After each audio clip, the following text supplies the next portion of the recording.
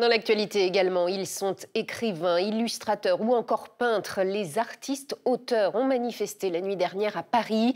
Ils dénoncent la précarité de leur profession et réclament un véritable statut. Reportage Tania Watine et Maïla Mendy.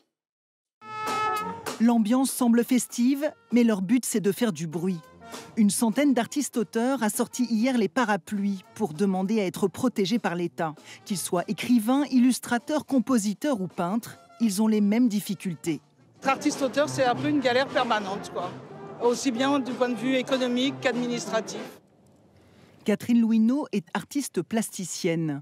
Depuis 20 ans, elle ne vit que de la vente de ses photos, peintures ou installations et gagne moins de 1 000 € par mois, comme la plupart des artistes-auteurs.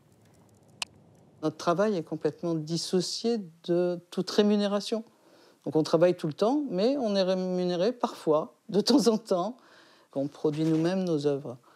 Donc moins on gagne, moins on peut investir aussi. Du côté des plasticiens, déjà, il faudrait respecter quand même nos droits d'auteur, hein, parce que quand on expose, bien souvent, on ne touche rien, alors que c'est des expositions publiques.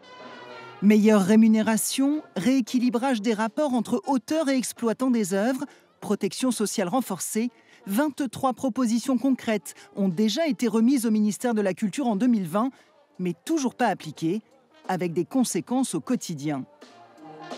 Nous parlons de 240 000 personnes pour qui les droits à la retraite ont été spoliés parce que l'organisme de sécurité sociale n'a pas en fait son travail de recouvrement. Nous parlons de femmes et d'hommes qui n'arrivent pas à avoir l'obtention de leurs indemnités de congé paternité ou maternité alors qu'ils y ont droit. Nous sommes une population qui cotise, qui paye des impôts comme toutes les autres. Nous avons les devoirs des professionnels, mais nous n'avons pas les droits qui vont avec. Les propositions pour avoir un vrai statut ont été redéposées au ministère de la Culture en espérant que Rachida Dati se saisisse du dossier. La moitié des artistes-auteurs en France vivent sous le seuil de pauvreté.